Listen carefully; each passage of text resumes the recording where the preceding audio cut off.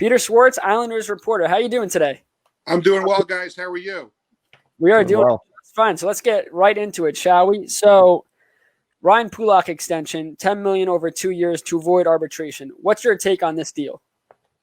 Well, I think it's a good deal for both sides. For the Islanders, it's a cap-friendly deal for the next 2 years, and then he becomes an unrestricted free agent. And for him, it's a good bridge deal too, because in 2 years the Islanders are going to have a lot more money coming off the books, and he might be able to get that bigger deal that he's looking for. But I think, for right now, for the world that we live in, for where the Islanders are trying to get to, and, for Ryan Pulock to still be a part of this team, I think it's a really good deal for both sides, and allows the Islanders to now, turn the page and focus on the next, task at hand, and that's getting Matt Barzal signed.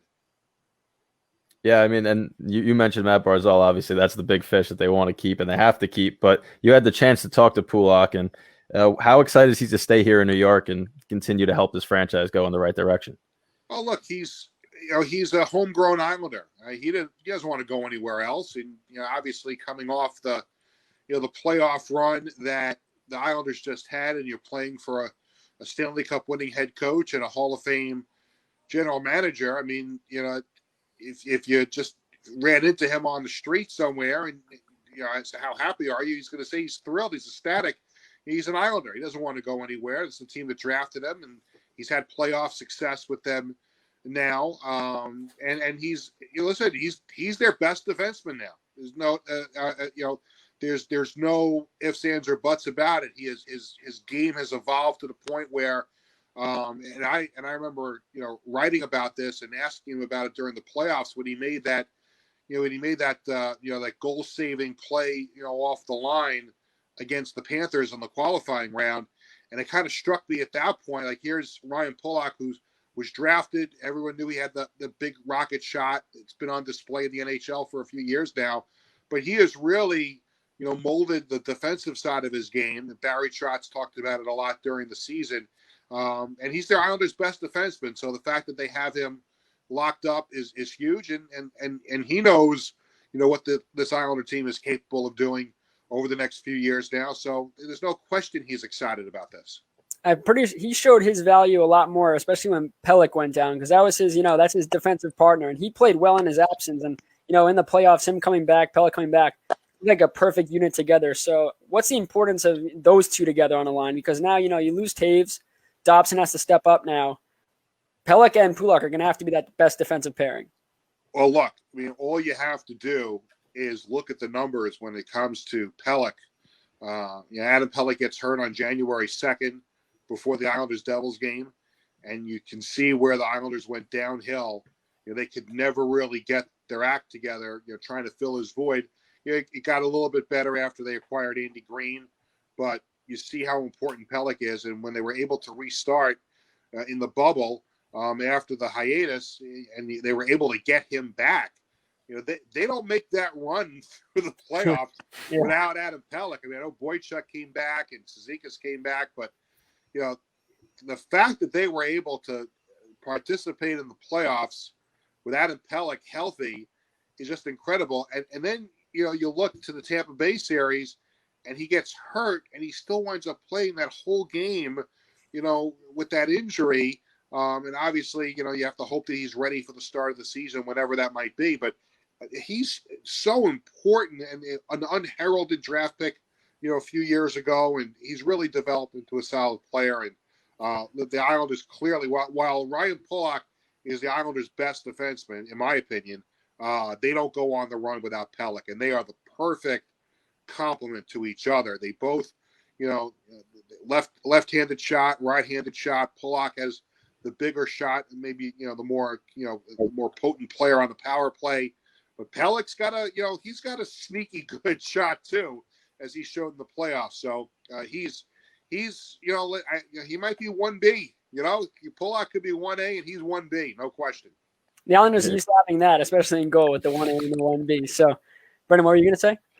No, he said sneaky shot for Adam Pelech, and Pelech kind of reminded me this postseason of like Ryan McDonough, where he's not going to unleash an absolute bomb from the point, but he knows how to get it through the lanes and get it to the net, and that's something that's big to have on your own end. So, but the Islanders, two players that they would love to make a jump are Josh Ho-Sang and Michael Dal Cole.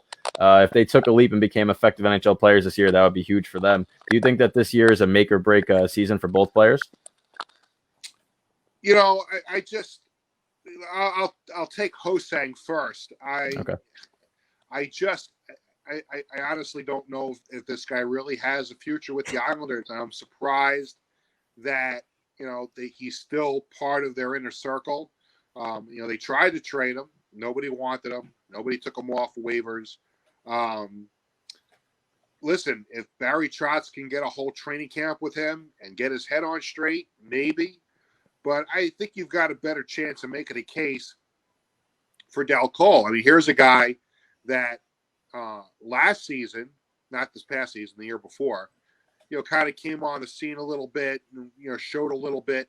And then this year, he dressed for a playoff game. They had the confidence to dress him when, they were moving some guys around. So I think Dal Cole has shown that he could be a serviceable NHL defenseman. If they a forward, I'm sorry. If they don't bring back Matt Martin, I think Dal Cole is a guy, and Ross Johnson too. But Dal Cole could be a serviceable fourth line player on this team. No question in my mind. I don't know if he's going to have that opportunity if Matt Martin comes back. And that's fair. Yeah, Pulock talking, he spoke about it in his press conference about him talking with Barzal to make things work with the cap issues surrounding this team. How crucial is that conversation is happening? And do you expect Barzal to take a team-friendly deal like Pulock did? It's hard to say. Obviously, we haven't spoken to Matt since the season ended. I'm sure, and it's such these waters are so uncharted. We've never seen this before. To have the NHL go through a season like this, and they're going to have the flat cap, so there's not going to be the extra money. I'm sure Barzal is cognizant of that situation. The Islanders have certainly made their case that listen, we'll sign you, but they can't really do a big deal right now. They don't have the room. They've only got $3.9 million in cap room now after Pulock signed. There's already been rumors that Andy Green is going to come back. I think there was one story that Matt Martin may already have a gentleman's agreement too. So the big money is not available to Matt Barzal right now. Now, if they can move a big contract, then certainly, I think the chances of him getting the big long-term deal this year is probably not going to happen. So my guess would be is that if they can move a contract, maybe he takes the 2-year bridge like Pulock did, and then you'll see when they have all that money come off the cap in 2 years, he can certainly cash in at that point. But I think when you see what this team accomplished in the bubble this year, and what they're capable of now being an elite team in the NHL, I don't think Matt Barzal wants to go anywhere else. I think all that talk about Seattle and guys giving him, teams giving him an offer sheet, to me, that's just noise. It's just rhetoric. And the bottom line is the Islanders are a good team right now. They're going into a brand new arena a year from now. Matt Barzal's not going anywhere. It's just a matter of the Islanders being able to clear enough room to make him somewhat happy over the next 2 years before he could really cash in. Oh, yeah, we hope he takes a team-friendly deal. He has to. Like you said, they got to move a big contract, and I know Boychuk's name's thrown around there to get him, maybe dealing a pick they got with the Devon Toews. But speaking about the Devon Toews trade, he leaves now. Noah Dobson becomes a crucial piece of this back end. How confident is this team in that he could step up and play big minutes as a top 4 defenseman? We got to see Dobson play a little bit during the regular season before the pandemic shut down, and I was somewhat impressed with where he was. And clearly, the Islanders were hurt by not being able to put him in Bridgeport, and I think you're going to probably see the NHL at some point come to an agreement with the the players to fix that, because he was a guy that certainly would have benefited by playing during the season at Bridgeport and getting called up when they needed him. Funny part is Wallstrom and Dobson were both taken in the same draft, but their age was just a little bit different. Wallstrom was able to play in Bridgeport and Dobson was not. But I liked what I saw from Dobson in the playoff game that he played. I liked what I saw of him in training camp 2.0 when they returned to play after the stoppage. So, listen, Barry Trotz and Lou Lamoriello, they're not dummies. They know what they're doing, and they don't make that trade if they don't feel confident with Dobson, filling in. And I think at some point you have to try and bring some younger players in. Not that Toews was an older player, but look what he wound up getting from Colorado with that 4-year deal. And there's no way the Islanders were going to be able to give him 4.4 in an average annual salary. So to me, the Islanders got good value, the couple of second-round draft picks, and they also had the next guy in line waiting in the wings to get in there and play. So I think it was tough to see Devon Toews leave.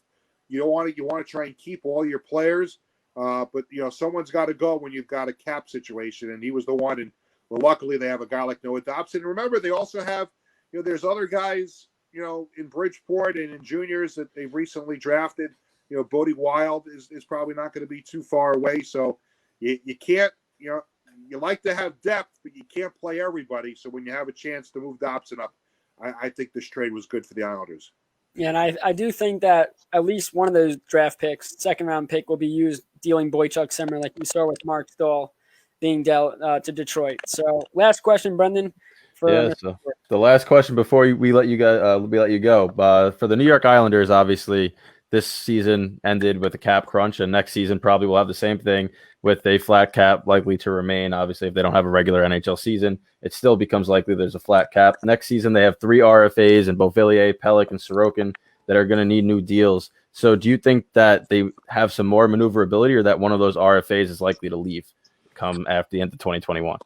That's a great question, and I'm sure it's already causing headaches for the Islanders. But I think right now their focus is on trying to put the best possible team on the ice in 2020, 2021, however that season is going to look. So I'm sure there are moves that are being made and calculations made with the year after in mind. But for right now, they're trying to scramble to put a roster together, and you still look at some of those available players around the league too. There's free agents. There's still rumored trades that are out there. So while I'm sure part of trading away Devon Toews had something to do with next year as well, I don't know how much the Islanders are really 100% focusing on that. I'm sure they're thinking about it and not focusing on it.